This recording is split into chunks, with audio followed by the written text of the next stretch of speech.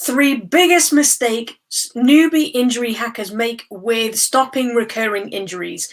Hey, I'm Sarah from mostmotion, and I'm here with another episode of Mobility Matters for every sports and fitness coach who wants to get straight to the heart of injury problems so they can get rid of those nagging, recurring issues that are stopping their clients from training and moving forwards. So, what are the three biggest mistakes that newbie injury hackers make?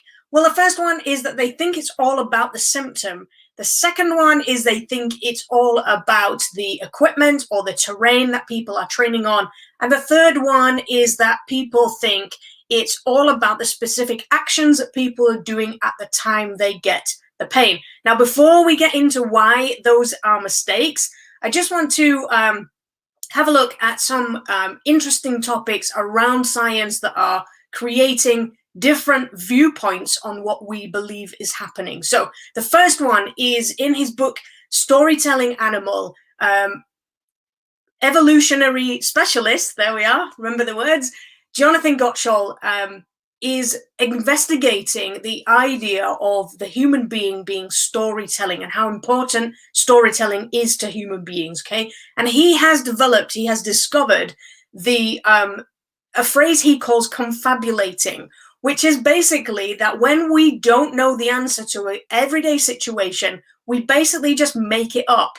And the reason for that is because when our brains recognize a familiar storytelling pattern, like beginning, middle, end, we get a dopamine reward, which makes us feel good. So even if what we have made up isn't actually true, we get this dopamine reward that makes us feel great, so we go with it.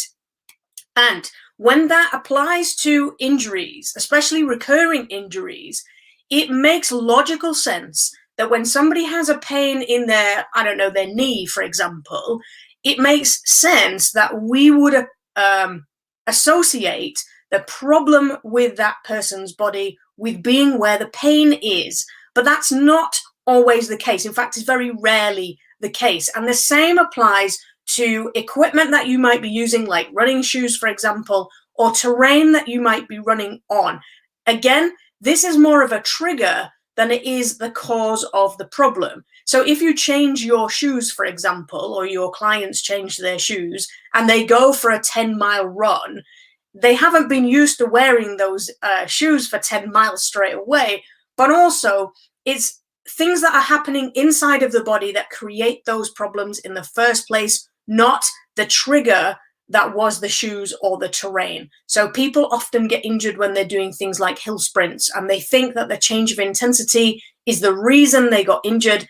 In fact, it's just a trigger for the pain. We'll get into that in a second. So the third, obviously, thing that we were talking about is the action that people were doing. So sometimes if you have, back pain, bending down to touch the floor can trigger that pain. So then people think that, I can't bend down to the floor anymore because it makes my back hurt.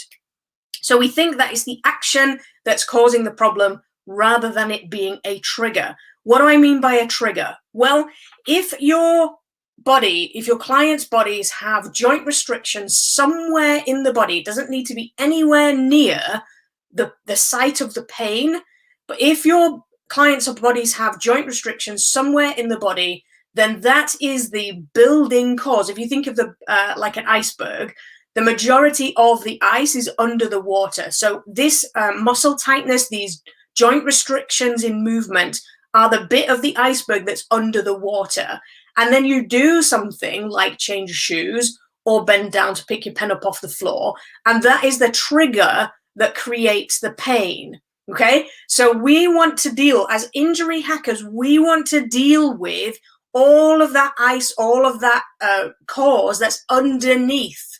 Okay, we want to deal with the movement restrictions, the joint restrictions that are causing the problem. We don't want to deal with the problem itself because the pain is not our responsibility. So the standard injury approach is to follow the pain. But injury hackers don't do that. We want to get right to the cause of the problem. And when we do that, we deal with the movement restrictions and use specific, simple movements to unpack those restrictions and get rid of them, and that often ends up leading to getting rid of these recurring problems that our clients are having. So that's all for this episode. I hope you enjoyed it. As always, as most things in life, social media, my social media runs on love.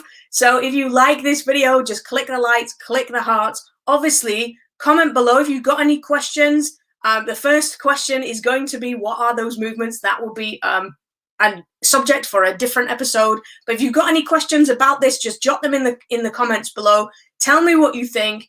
Ask me questions. I'm happy to answer any questions. And of course, if you can think of any other potential injury hackers that you know, please share the video with them. Thanks for watching, and I'll see you again next time.